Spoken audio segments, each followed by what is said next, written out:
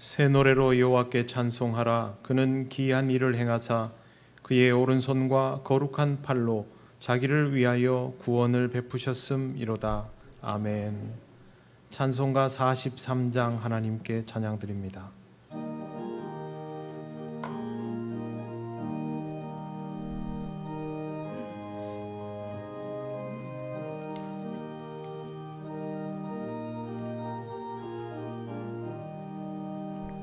즐겁게 안식할 날, 반갑고 좋은 날, 내 마음을 편케 하니 즐겁고 기쁜 날, 이 날에 천하 만민 다 보좌 참되신 삼위일체 다 찬송 부르네. 이날의 하늘에서 새 양식 내리네. 성회로 모이라고 종소리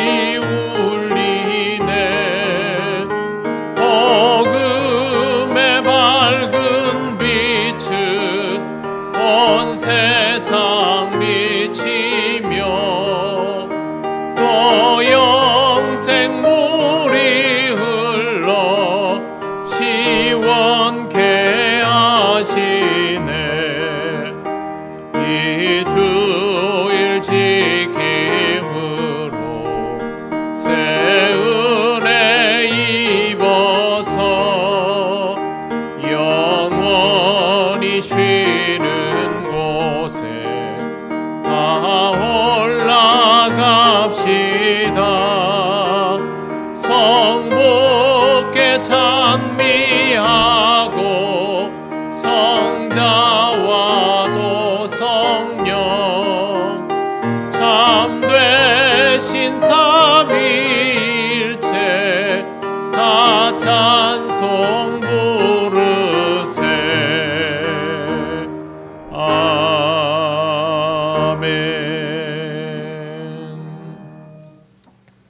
성시교독 101번입니다.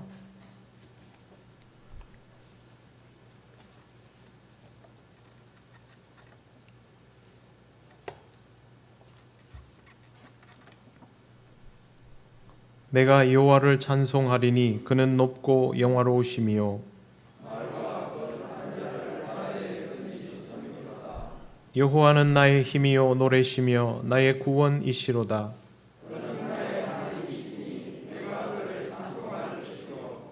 여호와여, 주의 오른손이 권능으로 영광을 나타내시니이다.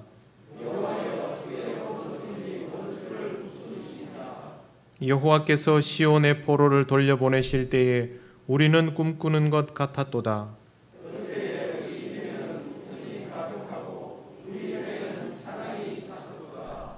그때의 문나라 가운데에서 말하기를 여호와께서 그들을 위하여 큰 일을 행하셨다 하였도다.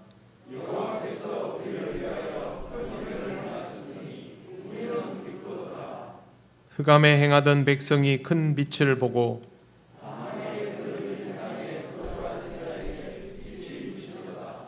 주께서 이 나라를 창성하게 하시며 나의 기업 이스라엘이여 복이 있을지어다 하실 것임이라. 아멘.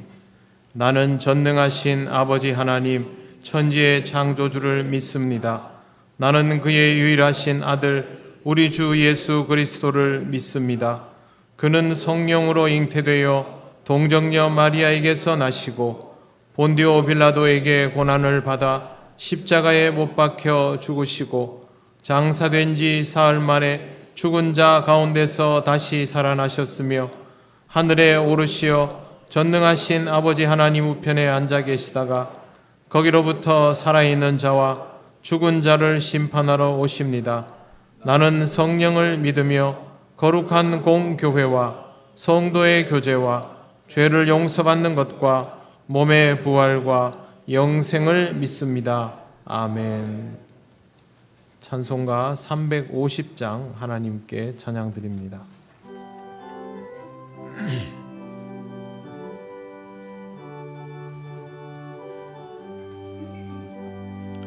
우리들이 싸울 것은 혈기 아니요, 우리들이 싸울 것은 육체 아니요, 마귀 권세 맞서 싸워 깨쳐버리고 죽을 영혼 살릴 것일세. 한 마음으로 힘써 나가세, 한 마음으로 힘써 싸우세. 악한 마귀 군사들과 힘써 싸워서 승전고를 올리기까지. 우리들이 입은 갑옷쇠가 아니요, 우리들이 가진 검은 강철 아니요, 하나님께 받아가진 평화의 복음 거룩하신 말씀이로다. 한 마음으로 힘써 나가세, 한 마음으로 힘써 싸우세. 악한 마귀 군사들과 힘써 싸워서 승전고를 울리기까지. 악한 마귀 죄 아무리 강할지라도 우리들의 대장 예수 앞서가시니 주저 말고 용감하게 힘써 싸우세. 최후 승리 얻을 때까지 한 마음으로 힘써 싸가세, 한 마음으로 힘써 싸우세. 악한 마귀 군사들과 힘써 싸워서 승전고를 올리기까지. 죄악 중에 빠진 사람 죄를 뉘우쳐 십자가에 달린 예수 믿기만 하면 위태한 데 빠진 영혼 구원 얻어서 천국 백성 될 것임일세. 한 마음으로 힘써 나가세, 한 마음으로 힘써 싸우세. 악한 마귀 군사들과 힘써 싸워서 승전고를 올리기까지.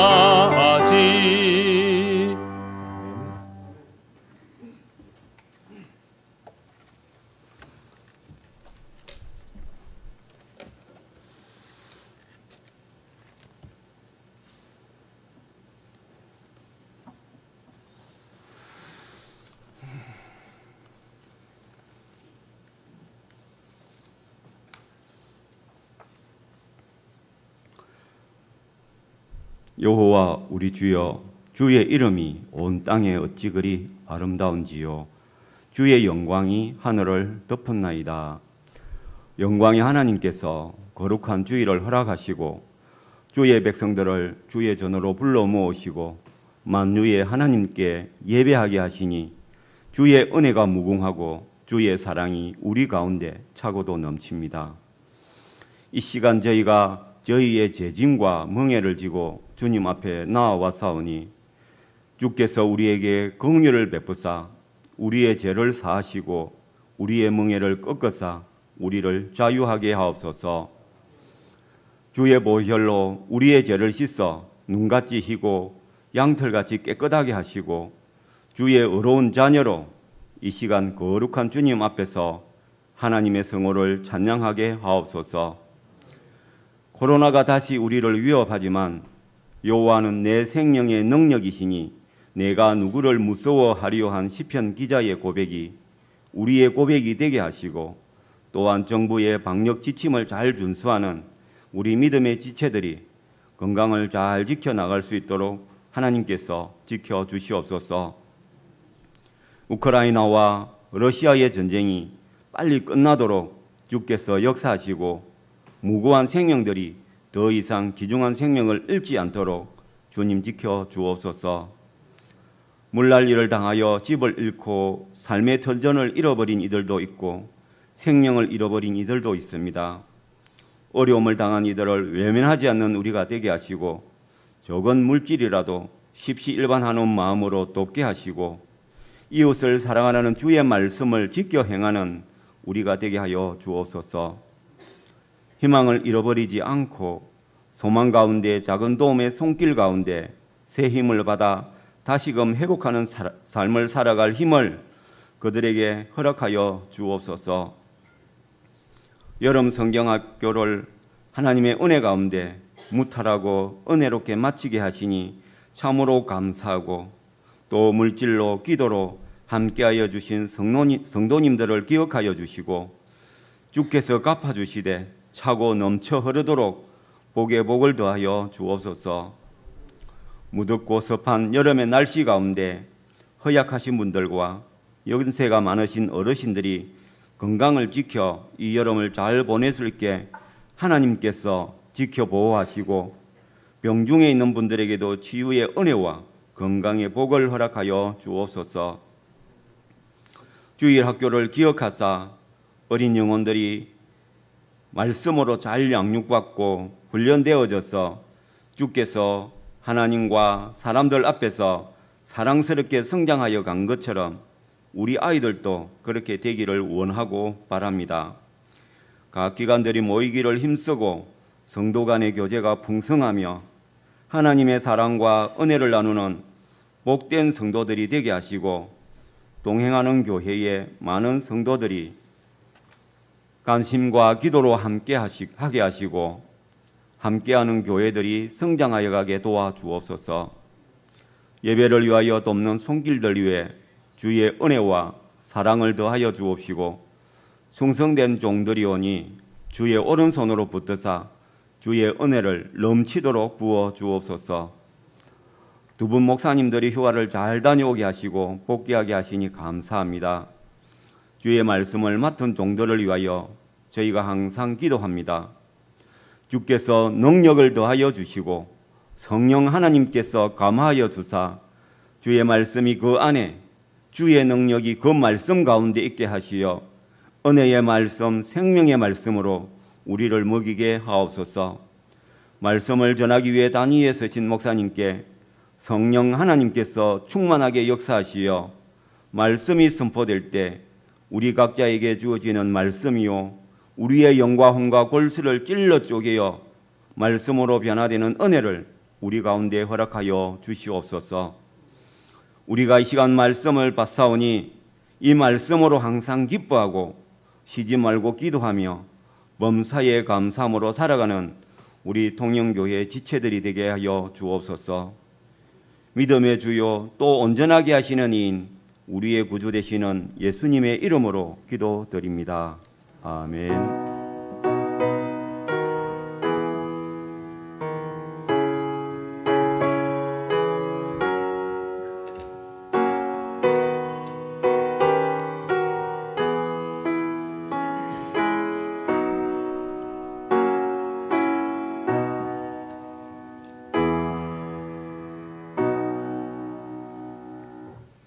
하나님 말씀 에베소서 6장 10절에서 13절입니다. 이 말씀은 신약성경 316쪽에 있습니다.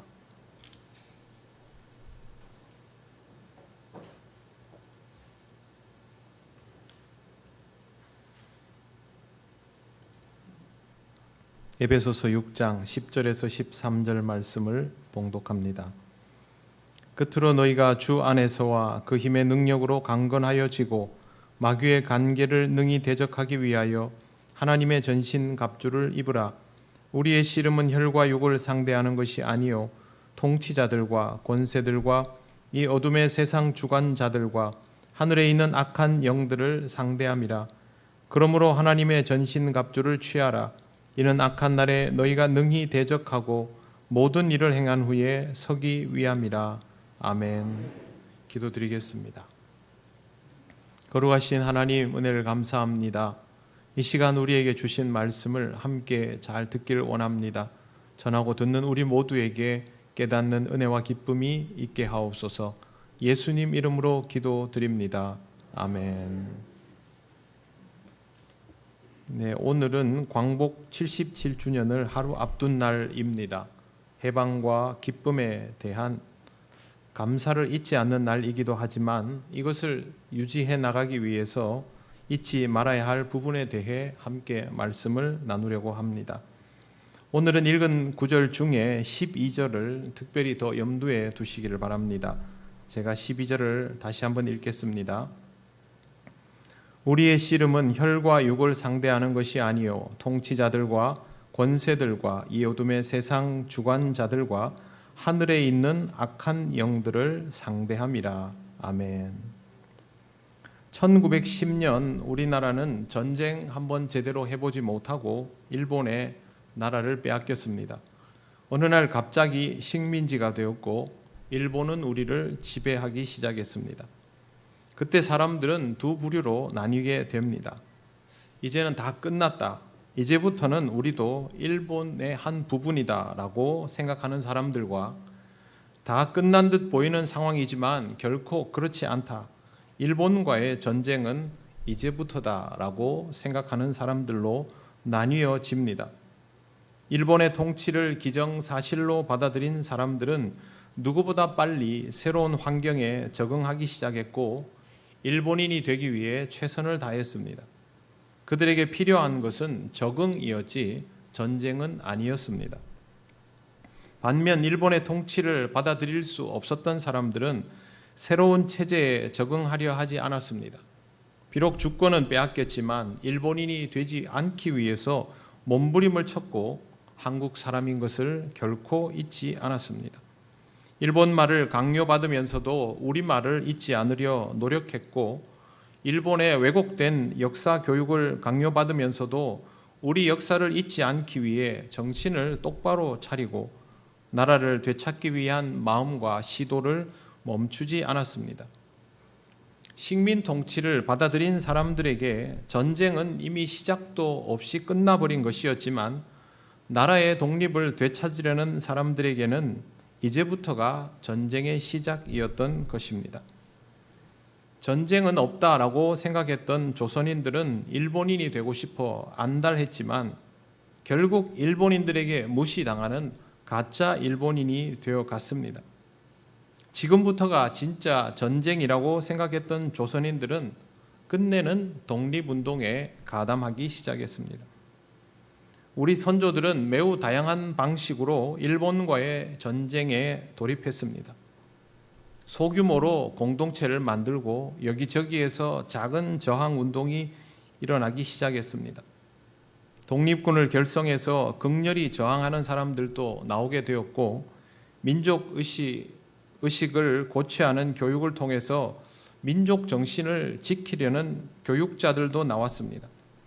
계몽운동을 통해서 일본에게 이용당하지 않는 자주적인 민족이 되게 하려고 시도했던 인물들도 있었습니다.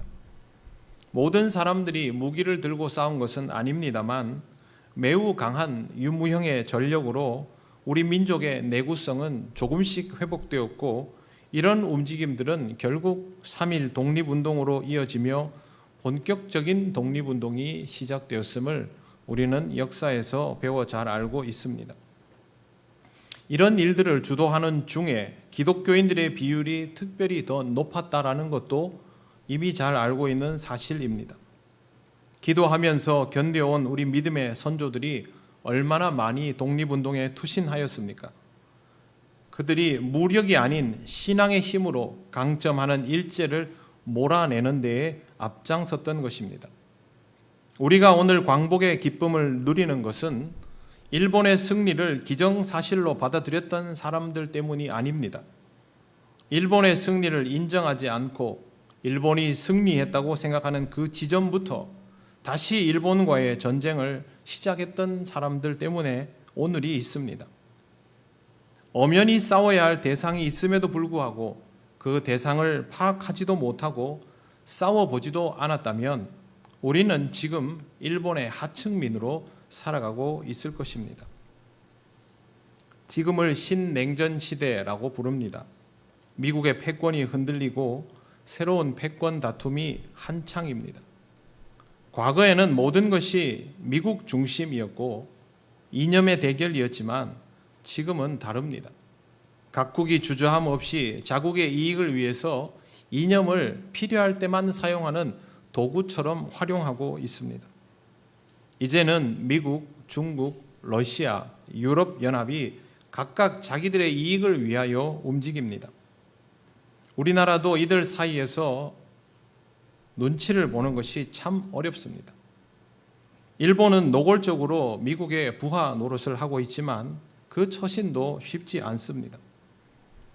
냉전 시대가 어려운 이유는 조금만 삐끗하면 나라 자체가 존폐 위기에 빠질 수 있기 때문입니다. 유럽에서 가장 가난한 나라 중에 하나였던 우크라이나의 움직임은 신냉전에 불을 붙이는 출발점이 되었습니다. 러시아의 침공은 분명히 잘못된 일이었지만 이것은 이미 전 세계가 걷잡을 수 없는 소용돌이 속에 빠지는 결과를 초래하게 되어버린 것입니다. 우크라이나와 러시아만 전쟁을 하고 있는 것이 아닙니다. 전 세계는 지금 다양한 방식으로 전쟁 중입니다. 그래서 이것을 신냉전이라고 부르게 되었습니다. 한쪽에서는 전쟁을 걸어오는데 다른 쪽에서는 그것이 전쟁인지도 모르고 있으면 결국 그는 당할 수밖에 없죠. 세상에는 보이지 않는 전쟁도 많고 보이지 않는 전쟁이 더 무섭습니다. 안타깝게도 이런 영역들은 특별한 안목이 없이는 알아차릴 수도 없고 전문적인 능력이나 지식이 없이는 대응할 수도 없는 부분이죠. 우리 같은 사람들이 여기에 주목한다고 해서 여기에 특별히 무슨 변화가 있는 것은 아닙니다. 오히려 우리가 주목해야 할 것은 다른 데에 있습니다.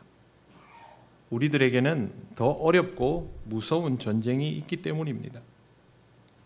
식별하기 더 어려운 전쟁, 적이 누구인지 알기도 어려운 전쟁이 있습니다. 그것은 바로 영적인 전쟁입니다. 많은 사람들이 영적 전쟁에 대해서 잘 알지도 못하고 가볍게 생각합니다. 그래서 내가 어찌 해볼 수도 없는 강대국과의 관계에 대해서는 그렇게 염려를 하면서도 영적 전쟁에 대하여서는 경각심이 없습니다. 국제사회에서 우리나라의 위상에 대해서 우리가 그렇게 깊이 알아야 될 것이 무엇이 있습니까? 내가 회의에 참석할 수 있는 것도 아니고 의견 한번 개진할 수 없는데요. 그런데 거기에는 관심이 그렇게 많습니다. 그러면서도 자기 개인에게 다가온 이 심각한 전쟁에 대해서는 전혀 경각심이 없는 것입니다. 지금처럼 좋지 못한 경제 상황 속에서 살아남기 위해서는 전쟁과도 같은 삶을 살아야 한다라고 사람들은 생각합니다. 그러면서도 이 시기를 견디어 나갈 진짜 동력이 어디에 있는지는 잘 모릅니다. 이러한 것들은 영적인 상황, 영적인 전쟁을 감지하지 못하기 때문에 일어나는 현상입니다. 영적 전쟁은 매우 무섭습니다. 여기에서 지게 되면 다른 것들을 다 이기고도 패배하기 때문입니다. 일제강점기에 매우 모범적으로 보였던 그리스도인들이 변절자가 되었던 사례가 아주 많이 있습니다. 깊이 들여다보지 않으면 잘 보이지 않는 부분인데요. 감리교 대표로 독립선언서에 서명했던 정춘수 목사님은 이 서명 후에 유명세를 얻습니다. 기독교 조선감리회 제4대 총리사로 명실상부한 감리교 최고 지도자가 됩니다. 그런데 이 사람이 감리회 감독회장이 되자마자 노골적인 친일 행각을 벌이기 시작했습니다. 교회를 매각해서 그 돈을 일제의 군자금으로 헌납해버린 것입니다. 목사가 교회를 매각해서 군자금으로 헌납하는 일이 어떻게 있을 수 있느냐? 이보다 더한 일들이 이제 일어납니다. 우리의 전신인 조선예수교 장로회 총연맹이 전국 교회에 헌종보고서 독촉의 건으로 공문을 발송합니다. 그래서 교회 종을 헌납할 것을 독촉하는 사건이 있었습니다. 이렇게 해서 전국 교회 1540개의 교회 종을 거두어서 일본에 바칩니다. 종뿐만 아니라 교인들이 집에 가지고 있는 쇠붙이들을 다 거두어서 그것도 바칩니다. 금모으기 운동 기억하시죠? 그렇게 하듯이 교회 종이랑 쇠붙이를 모아서 일본에 바친 것입니다. 일제강점기의 조선 기독교는 조선 장로교 애국기 헌납기성회를 조직해서 1942년 2월 10일 전투기 한 대와 육전용 기관총 7정의 자금으로 15만 317원 50전을 헌납했습니다. 굉장히 큰 액수입니다. 이렇게 해서 전투기 2대를 만듭니다. 그런데 전투기 이름이 조선장로호, 감리교단호입니다. 일본이 태평양 전쟁을 위해서 주변에 있는 약한 국가들을 침공하기 위해서 하는 전쟁에 쓰여진 전투기의 이름을 교회 헌금을 가져다가 갖다 바쳤다고 하더라도 이름이라도 쉬쉬할 줄 알아야 되는데 거기에다가 조선장로호, 감리교단호 이렇게 이름을 붙인 겁니다. 얼마나 떳떳하고 당당하다는 얘기입니까? 이뿐만이 아니었습니다. 기독교는 일제의 침략 전쟁을 정당화하기 위해서 전승 축하회라는 것을 하게 만들었는데요. 무려 604회를 했습니다. 기독교가 한 일입니다. 그 다음에 무은장구 기도회라는 것을 했습니다. 전쟁에서 아무도 다치지도 않고 죽지도 않고 일본이 승리하도록 그것을 위한 기도회를 무려 9,053번을 했습니다. 위문을 181회, 시국광년을 1,300여 회나 열었습니다. 한마디로 친일에 가장 앞장선 것이 또한 기독교였던 것입니다. 이런 일에 대표적으로 앞장선 인물이 이화여대 총장까지 했었던 김환란이라는 사람입니다. 김환란은 일본의 침략 전쟁을 미화하고 한국 신민으로서 전쟁에 나서야 한다는 강연과 글을 발표했고 제자들에게도 목숨을 일제에 바치라고 강요했습니다. 왜 이렇게 되었을까? 일본은 기독교 지도자들을 집중적인 타겟으로 삼았습니다. 그들이 영향력이 크다는 것을 알았기 때문이죠. 기독교인들의 의식이 남달랐다는 것을 역으로 이용했습니다. 다루기 어렵지만 다루어 보면 그 다음이 쉽다는 것이죠. 지도자들을 회유하고 협박하고 포섭했는데 이렇게 대표적인 인물들이 포섭당하며 한국교회는 겉보기에는 멀쩡해 보였지만 그렇게 무너져 내려갔습니다. 교회는 지켜졌습니다. 교회 지도자들의 모습도 그대로인 듯 보였습니다. 그러나 그들은 영적 전쟁에서 처참하게 패배한 것입니다. 박해가 점점 심해졌습니다. 목사와 장로들의 가족을 위협하여 신사참배를 하도록 만들었습니다. 주로 각 지역에서 앞장서서 대표적으로 독립운동을 하는 목회자와 장로를 잡아다가 가족들을 죽이겠다고 위협하는 이런 방식을 선택했습니다. 목사와 장로들은 자기 목에 칼이 들어오는 것은 생각보다 잘 견뎠습니다. 그런데 가족에게 그렇게 칼을 겨누는 것은 이기기가 어려웠던 것이죠. 이렇게 해서 가장 극렬하게 저항했던 장로교에 대한 박해에 집중력을 더해서 장로교가 신사참배를 하도록 만들었습니다. 그리고 예배 시간에 일본 왕을 섬기는 황국신민신서를 제창하고 일본 왕을 칭송하는 기미가요를 부르게 했습니다. 여러분, 이게 말이 되는 일입니까? 어떻게 예배 시간에 이렇게 할 수 있습니까? 근데 이것만이 아닙니다. 교회마다 이동식 신사를 설치했습니다. 가미다나라고 불리우는데요. 이 가미다나를 설치해서 교인들이 교회당에 오면 이 신사에 먼저 절을 하고 교회에 들어가게 되었습니다.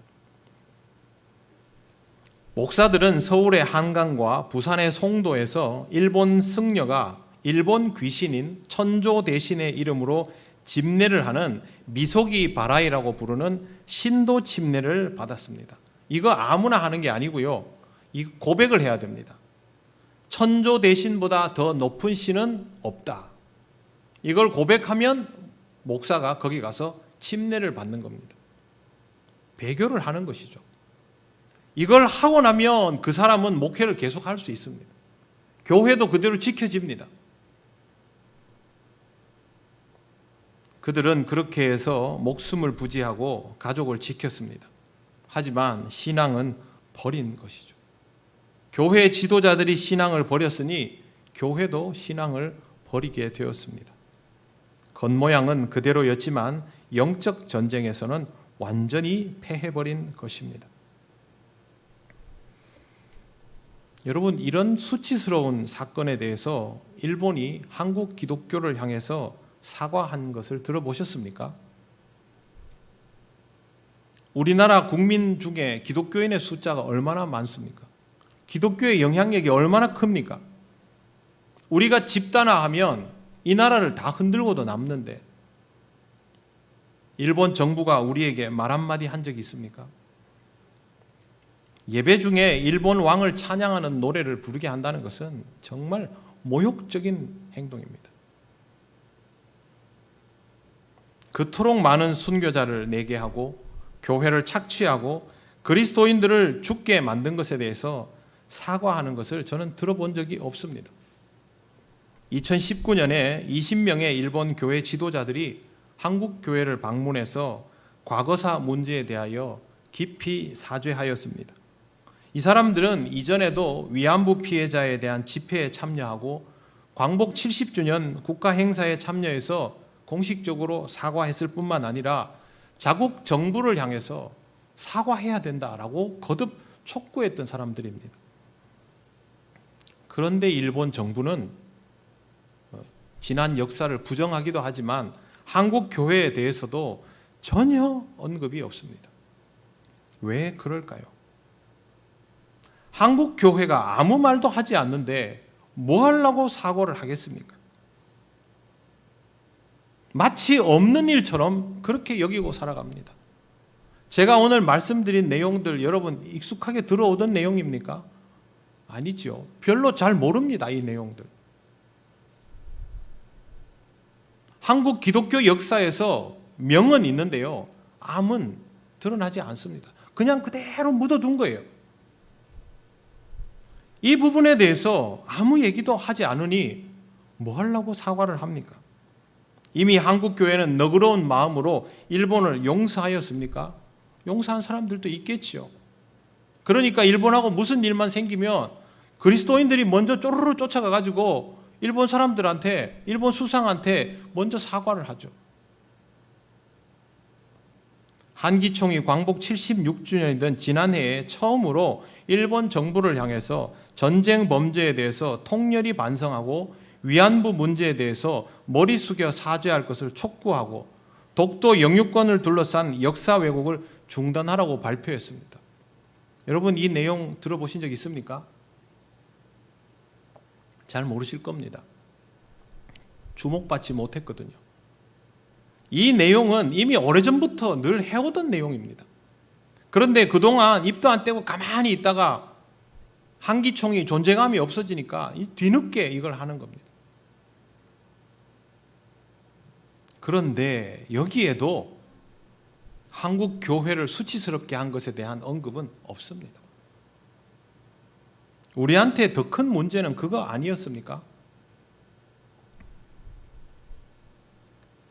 어느 누구도 한국 교회의 역사를 망쳐놓은 신사참배와 예배 방해와 모진 박해에 대한 언급도 사과도 없습니다. 우리가 영적 전쟁에서 참패한 것은 한국 교회 자체가 하나님 앞에 정산한다 하더라도 일본은 전쟁 중에서도 존중받아야 할 종교의 자유를 이토록 수치스럽게 침해해버린 것에 대해서 분명히 사과해야 하는데 우리 스스로 요청도 하지 않으니 사과할 이유도 없는 겁니다. 우리는 왜 이것을 언급도 하지 않고 요청도 하지 않을까요?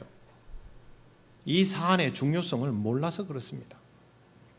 일제강점기의 기독교인들이 예배 중에 황국 신민설을 제창하고 기미가요를 부르는 것을 받아들이고도 교회를 계속 다녔던 이유는 이것이 신앙과는 별개인 정치적인 문제라고 판단 내렸기 때문입니다. 식민 통치를 받는 상황이니 어쩔 수 없다라고 결론 지은 것입니다. 그러면 예배를 드리는 중에도 신앙이 우선될 수 없다면 도대체 어떤 상황에서 신앙이 우선될 수 있습니까?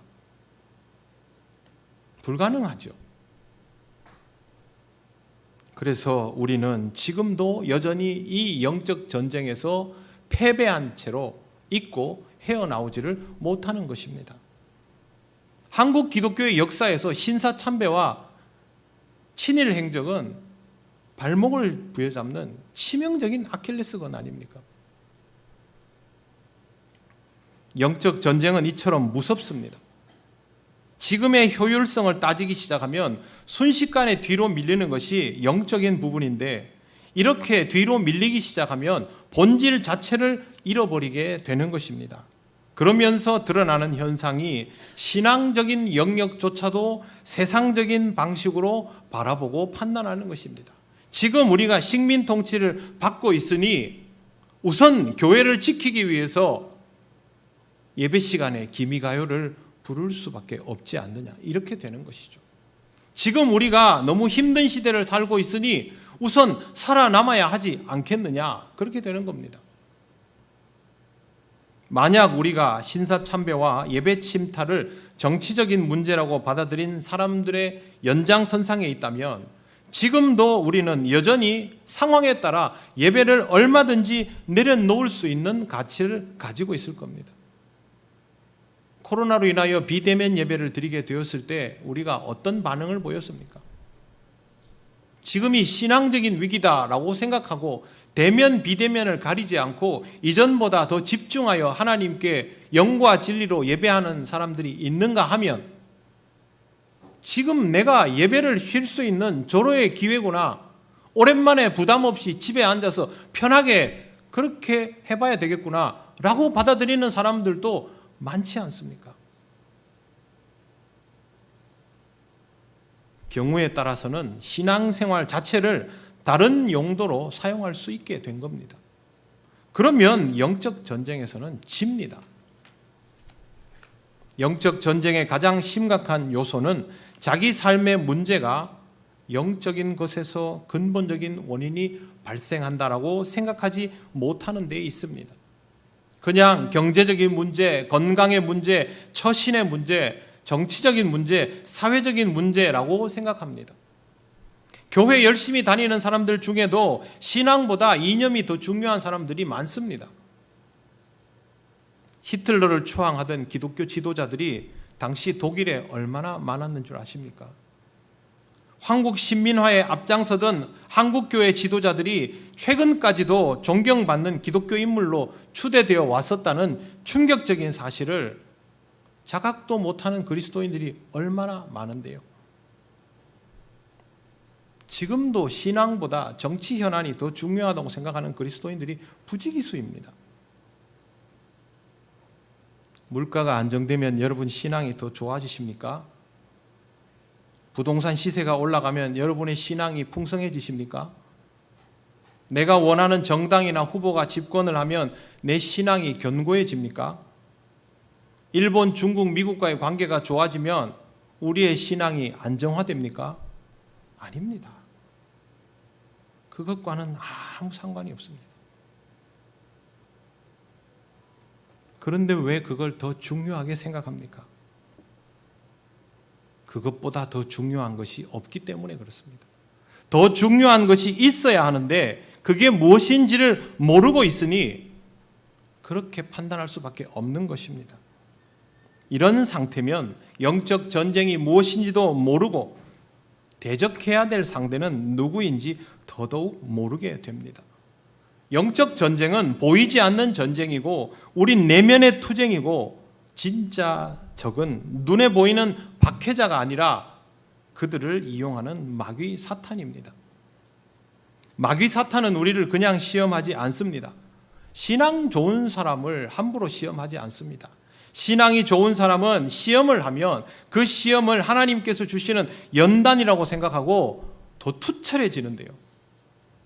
그래서 마귀는 그렇게 하지 않습니다. 신앙적인 사람들의 관심사를 끊임없이 다른 쪽으로 돌려놓습니다. 관심사가 돌아서면 가만히 내버려 두어도 알아서 무너져 내리기 때문에. 신앙은 삶의 토대가 되어야 하는 부분이지 장식이 되어야 하는 부분이 아닙니다.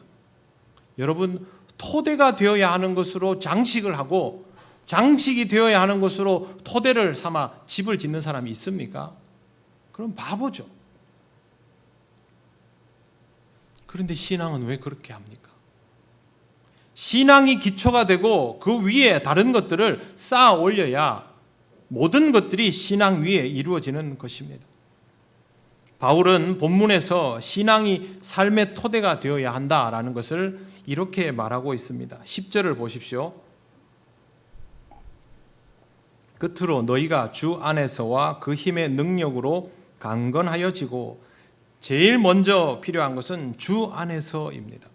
바울이 항상 강조하는 그리스도 안에서이죠. 주 안에서 주의 능력으로 강건함을 얻는 것, 이것이 우리 삶의 기반이어야 합니다. 이게 되어야 영적 전쟁을 위한 무장을 비로소 할 수 있습니다. 11절, 마귀의 관계를 능히 대적하기 위하여 하나님의 전신갑주를 입으라. 하나님의 전신갑주 좋지요. 그런데 그냥 입어지는 거 아닙니다. 민간인들에게 군장을 매게 하면 맬 수 있겠습니까? 30kg씩 되는 걸 메고 전투에 임하라, 불가능합니다. 그래서 군인은 입대하면 혹독한 훈련을 받습니다. 군장을 맨 채로 전투모를 쓰고 전투화를 신고 총까지 무거운 거 들고 장시간 전쟁에도 지치지 않도록 그렇게 훈련받는 것이죠. 갑옷은 굉장히 무겁습니다. 몸을 보호할 수 있을수록 더 무겁고 불편한 것이 갑옷입니다. 그걸 그냥 맨몸에 할 수 있겠습니까? 우리가 하나님의 전신갑주를 버틸 만한 내면의 상태가 있어야 이 갑옷도 쓰임새가 있는 것이죠. 왜 이런 준비가 필요합니까? 영적 전쟁이 그만큼 쉽지 않기 때문입니다. 12절을 보십시오. 우리의 씨름은 혈과 육을 상대하는 것이 아니요 통치자들과 권세들과 이 어둠의 세상 주관자들과 하늘에 있는 악의 영들을 상대함이라. 우리가 상대할 적은 눈에 보이는 대상이 아니라 보이지 않는 대상이라고 바울은 말합니다. 여기에 나오는 혈과 육이라는 말은 보이는 대상을 뜻합니다. 그 다음에 나오는 통치자, 권세, 이렇게 써놓으면요, 세상의 통치자나 권세를 생각하는데 여기에 등장하는 이 넷은 이 세상의 존재를 말하는 것이 아니라 악한 영들을 열거해 놓은 것입니다. 인간의 능력으로는 상대할 수 없는 영적 대상들입니다. 우리의 손이 미치지 않는 배후 조종 세력 정도, 그렇게 이해하시면 되겠습니다. 일본은 21세기인 지금도 국가가 의도적으로 한 사람을 신격화하고 그것을 사상화해서 정치적으로 이용하려고 합니다. 마치 이런 모습은요, 사이비 종교 집단에서나 볼 수 있는 아주 특이한 패턴인데 국가가 이렇게 하는 게 더 놀랍습니다. 그것도 21세기에. 그런데 일본은 우리나라를 통치할 때도 이런 체제였습니다.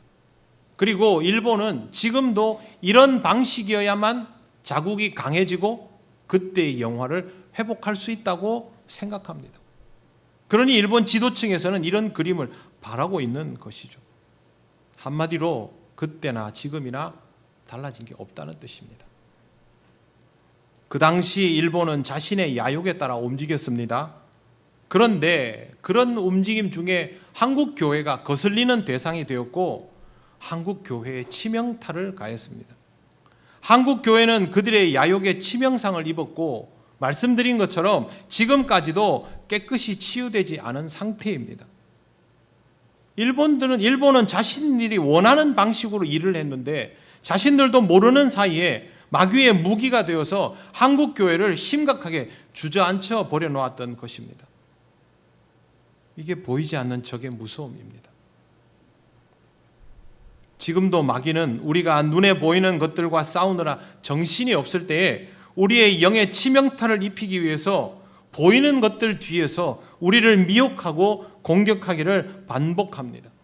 우리가 신앙적인 것들을 부차적인 것으로 넘기게 만드는 상황들을 자꾸만 제공합니다.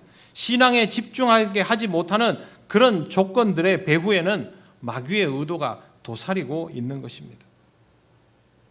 이걸 알아차리지 못하면 전쟁을 못하고, 전쟁을 못하면 적에게 당하면서도 대응할 방법이 없지요. 그럼 계속 당하다가 지고 끝나는 것입니다. 내 스스로를 지키지 못하면 남 탓을 할 수밖에 없습니다. 영적 전쟁에서 지는 사람의 특징은 세상을 탓하고 주변을 탓하는 것입니다. 세상과 우리 주변은 자신이 어떤 용도로 쓰여졌는지도 모릅니다. 그런데 우리는 피해를 입고 타격이 크고 회복이 어려워지는 것이죠.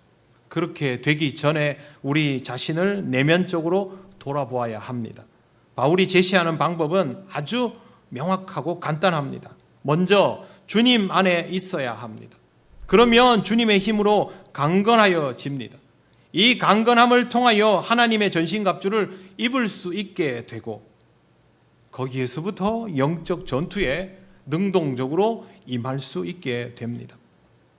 하나님의 전신갑주에 대해서는 다음에 다시 한번 설명을 드리겠습니다. 제가 오늘 여러분에게 드리려고 하는 말씀은 영적 전쟁의 실체를 우선 알아야 한다라는 것, 얼마나 무서운 전쟁인지 알고 있어야 한다는 것입니다. 그리스도인에게 영적 전쟁은 피할 수 없는 숙명입니다. 세상의 전쟁에 눈이 돌아가서 영적 전쟁을 놓치는 어리석음에 빠지지 않도록 하십시오. 내가 사탄을 적으로 간주하지 않는데 그렇다고 해서 사탄이 나를 모른 채 하지 않습니다. 사탄은 우는 사자와 같이 삼킬 자를 찾는데 우리 같은 사람들을 찾습니다. 지금 우리 이렇게 하면 이 나라 못 지킵니다. 교회도 못 지킵니다.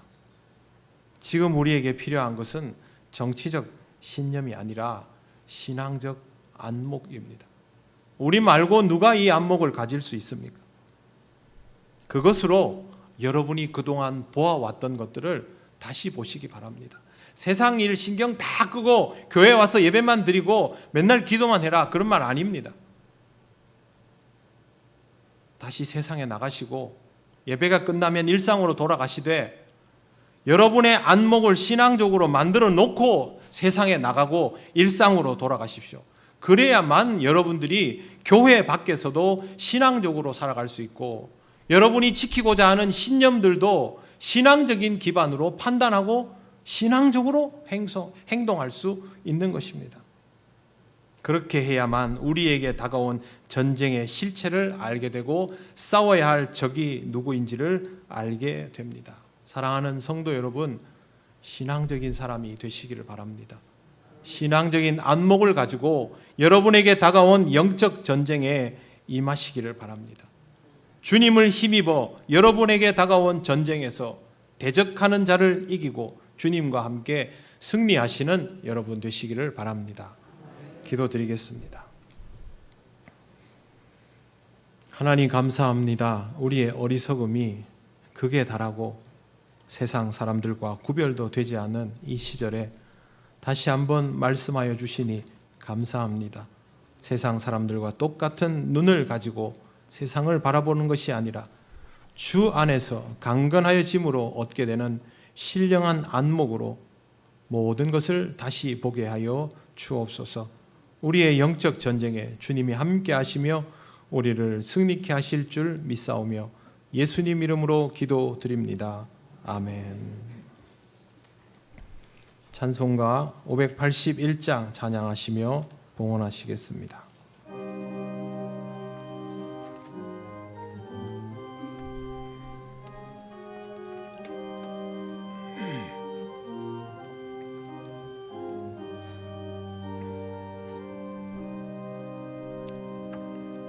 주 하나님 이 나라를 지켜주시고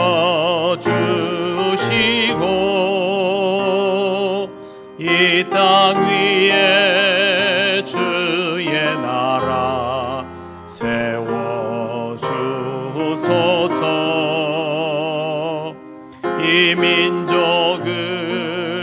은혜로서 주의 백성 되게 하사 우리 모두 구원받아 살게 하소서. 이 나라와 이 민족은 주의 것이니 주 하나님 큰 뜻대로 인도하소서.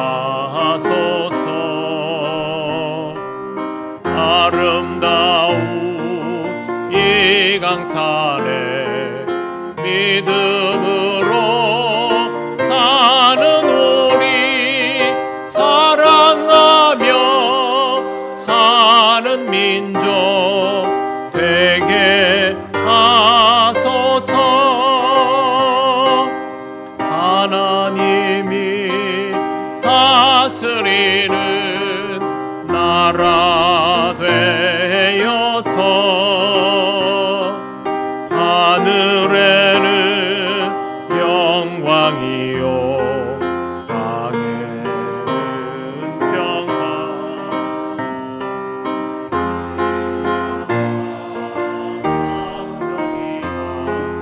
강물같이 흘러넘쳐 복된 나라 주의 나라 되게 하소서.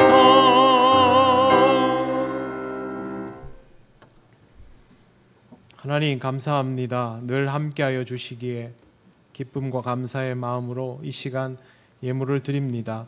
언제나 주님 앞에서 신앙적으로 살아가는 기쁨이 충만하게 하옵소서. 다음 한 주간도 우리 통영교회 속한 모든 성도들의 삶을 지켜주시기를 원합니다. 채우실 때마다 주의 은혜를 잊지 않게 하시고 주님 주시는 것을 사용하며 주님과 동행하는 기쁨이 충만하게 하옵소서.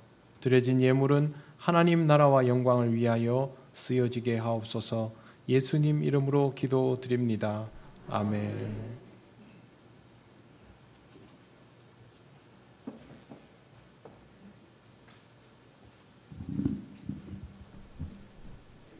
교회 소식을 알려드리겠습니다.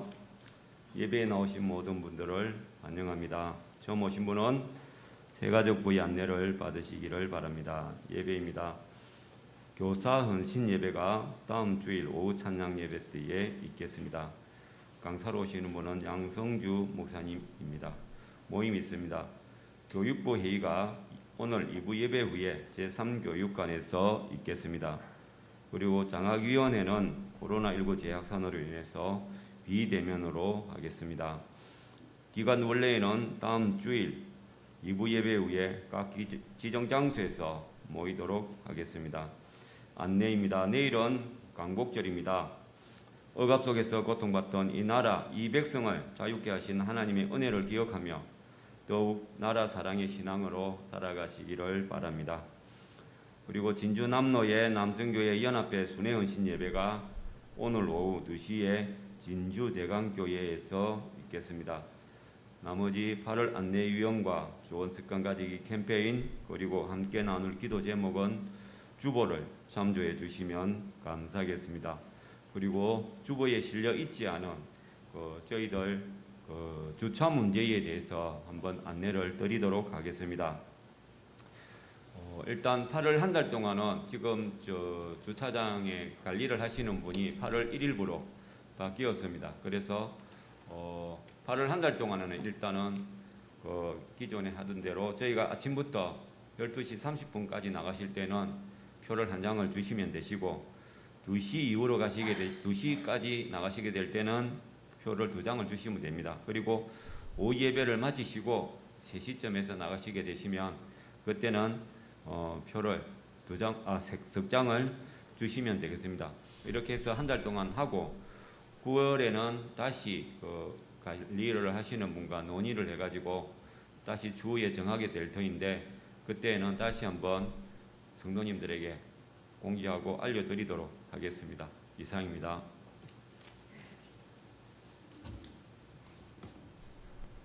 네, 하나님 은혜 가운데 여름 성경학교 수련회를 잘 마치고 아마 이번 주 다음 주 해서 청소년부 또 아동부가 사진을 수련회 성경학교 사진을 복도에 그렇게 준비를 하기로 했습니다. 그래서 여러분 예배 드리고 밑에 내려가시면 복도에 성경학교 수련회 사진들이 전시가 되어 있을 것입니다. 인터넷으로 보신 분들도 있겠지만 보지 못하신 분들은 거기에서 보시고 항상 우리 청소년부 아동부를 위해서 많이 기도해 주시고 또 응원도 많이 해 주시기를 바랍니다. 이제 자리에서 일어나셔서 예배드린 교우들과 인사 나누시겠습니다. 여행 오신 분들과도 인사를 나누시겠습니다.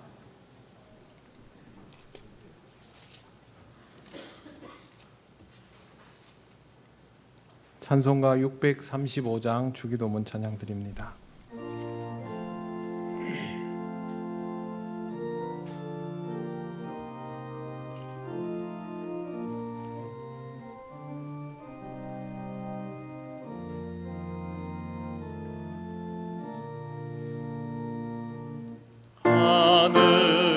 하늘에 계신 아버지 이름 거룩하사 주님 나라 임하시고 뜻이 이루어지이다. 일용할 양식 주시고 우리들의 큰 죄 다 용서하시고 또 시험에 들게 마시고 악에서 구원하소서. 대개 주의 나라 주의 권세 주의 영광 영원히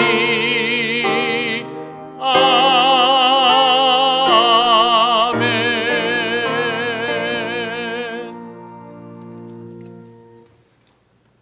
우리 주 예수 그리스도의 크신 은혜와 하나님 아버지의 놀라우신 사랑과 성령님의 교통하시고 인도하여 주심이 영적 전쟁에서 주님과 함께하며 맡겨진 싸움에서 승리하기를 원하는 이 시간 예배하는 권속들 위에 영원토록 함께하시기를 간절히 축원하옵나이다.